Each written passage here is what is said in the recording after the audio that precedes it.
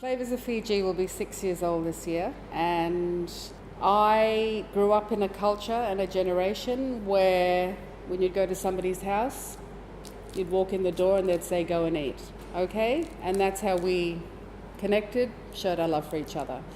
I spent a lot of my childhood in Savasavu and, doing amazing things there with food, with my family. Long story short, the older I got, the more I realized I wanted to pay respect to the food culture that I had grown up with. And given social and cultural changes, global trends, people are viewing food differently now. Food is an experience. Food is an emotion. And I'm a big believer that through food we learn about culture. And this is my way, Flavors of Fiji, a vehicle to teach visitors to Fiji about our local food culture. So coming back to Fiji, putting this cooking school together was not without its challenges. But fast forward 6 years, we're very established now. We offer guests a culinary experience. They leave here understanding more about how we eat locally. I didn't want chefs. I didn't want fancy food. We have home-style cooks here because I just wanted to keep it real. Okay, this is food we eat at home, as you can see here. We focus on traditional, authentic Fijian cuisine and Indo-Fijian cuisine. Lovely ladies who are our cooks are also our hosts. We have an army of 4, so we're a very small team. But they share their entertaining stories. They provide food culture lessons. They tell the guests about their lives, their childhoods, getting up at 3 a.m. to make 40 rotis for the family before they even go to school, and then she comes to work outie. And these are what culturally visitors find very, very interesting, because it is about lifestyle and social construct. So I came up with this concept and put it together. It's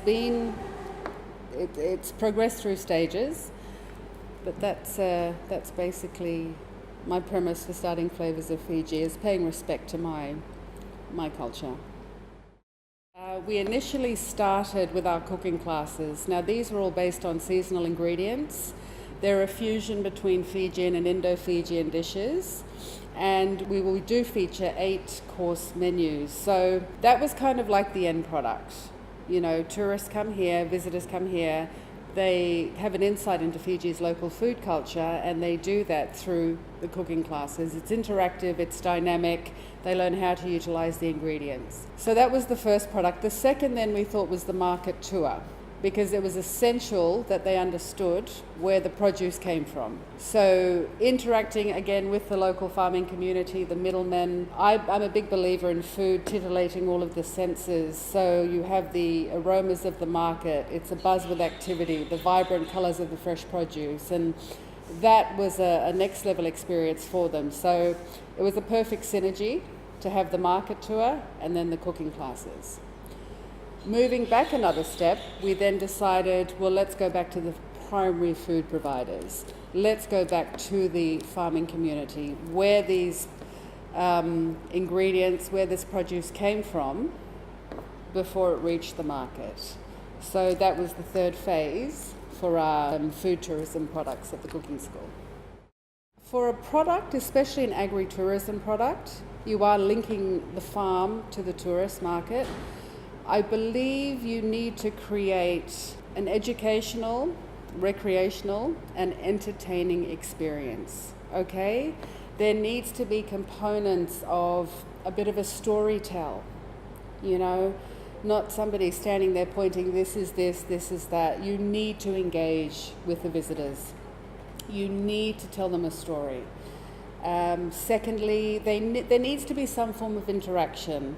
If they're visiting a tapioca plantation or a ndalo plantation or pineapple plantation, they need to interact. They need to feel the soil between their hands. So whether it's digging out the tapioca, peeling it, learning how to do that, boiling it, and enjoying it with, something that's possibly pre-prepared, because you will be given time constraints, given the program. So just so they can see the process of that particular ingredient. The other hand is harvesting a pineapple, learning how to peel it, properly, Fiji-style ways, and also in enjoying it the many ways you can enjoy a pineapple. These are very interactive and very memorable experiences. They take away an intangible souvenir. They take away a memory. They go back home and they say, I ventured beyond the walls of the hotels. I learned how to make roti. I learned how to make vakalola fish. We tried some type of exotic seafood. I can make a curry. I've learned a lot more about Fiji's local food culture. I understand it better. And I did that through the cooking school, and going to the markets. It's just an eclectic mishmash of weird and wonderful people selling all of these different things, and you're engaging with them on a different level. It's not a sanitized level. We have our guides with the guests are chaperoned, but the trick was to provide an authentic product in a very controlled environment without losing any authenticity of the market experience. So they learn about our dishes, they get to sample things they probably would not have ordinarily, and they take away intangible souvenirs.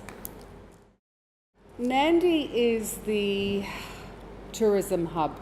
There is still a huge gap in the marketplace, the niche marketplace, for niche products to develop that create linkages between the tourist sector and agritourism. There is so much opportunity and viability to create definite linkages with the road networks. We have accessibility now, but just basically collaborating and working together so we can produce these products. And my 5-year plan is to get this food tour underway, to start working directly with primary foods providers and to create products that showcase Fiji's local food culture, that assist farmers with additional revenue streams. The farmers are in a good position because it's not all about an all or nothing approach. We did a few test runs last year.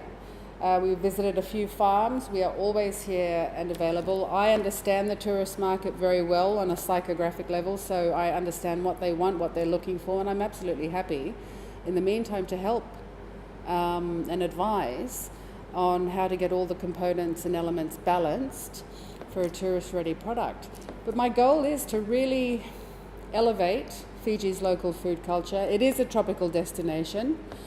Sand surf culture, that is the main driver. Food is a secondary motivator. But I do feel we can start to diversify their tropical holiday experiences by offering certain agritourism products and obviously food tourism by developing that. Right, well, there are various elements that need to be assessed, but back to basics here. We do have, in a business sense, punctuality.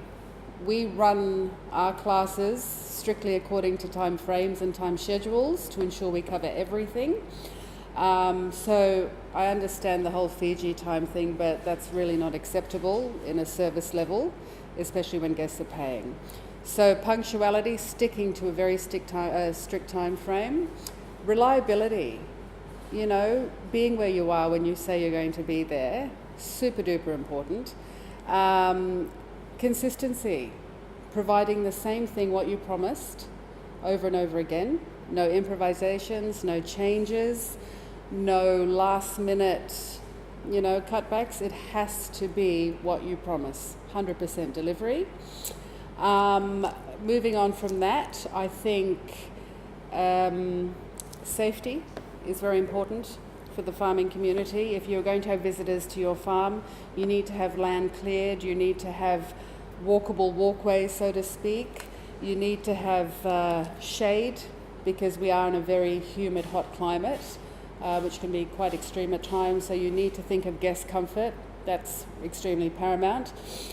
Just to digress slightly, with Flavours of Fiji, I was completely aware of the fact that we are in a very, very hot tropical climate, and I was inviting guests to come in and cook over hot stoves. So I had to ensure that their comfort was paramount, and the only way I could do that was in a temperature-controlled, air-conditioned, modern cooking facility, because otherwise it would just be unbearable for them.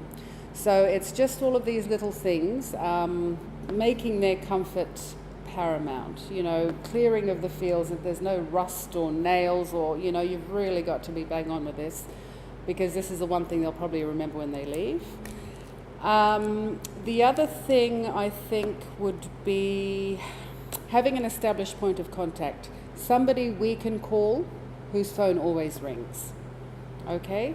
Because this is the real world as well, and sometimes due to weather, plans may change, but having an established contact where there is always reception, and we can actually get through.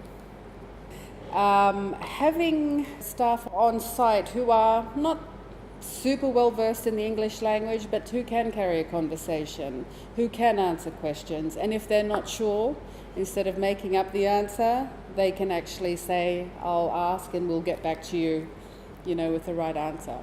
But a big thing I think in Fiji is cultural sensitivity. Understanding where your visitors are coming from, understanding what is considered respectable in their cultural norms. It's all well and good to have a bit of a laugh here and there, but recognizing what is offensive for certain cultures and what isn't. And finally, I think a homemade gift, something that they can take away that is tangible, whether it's something woven, it doesn't have to cost anything, probably just a bit of time. A woven basket or a little woven bird or something, just so they have something tangible to take away. If you're on a pineapple farm, a slice of pineapple with some locally grown mint sprinkled over the top. These are the things. And look, another paramount, these are all important elements, but is hygiene. Okay? In the tourist market, you predominantly have two types of tourists. You've got your neophilic and neophobic tourists. Okay, neophilic tourists are happy to come to third world countries. They're happy to try these wonderful new strange cuisines, go to local hole-in-the-wall eateries, They want to get in there to the local food culture. But then you've got your neophobic tourists who are quite anxious travelers when it comes to food, concerned about hygiene, cleanliness. They don't want to get sick, so they'll probably gravitate more towards outlets in the hotels. Or fast food chains like McDonald's that they're familiar with. So the key element, and this is something that I was very adamant about focusing on in the beginning, is to remove that level of anxiety within the guest, to ensure our hygiene is of the utmost standard, to ensure food is stored correctly, presented correctly, fresh water is available, because you can't run a product where people are consuming things and getting sick afterwards. So hygiene is probably the most important thing, so they can enjoy the experience. They can take away a lot from Fiji's local food culture.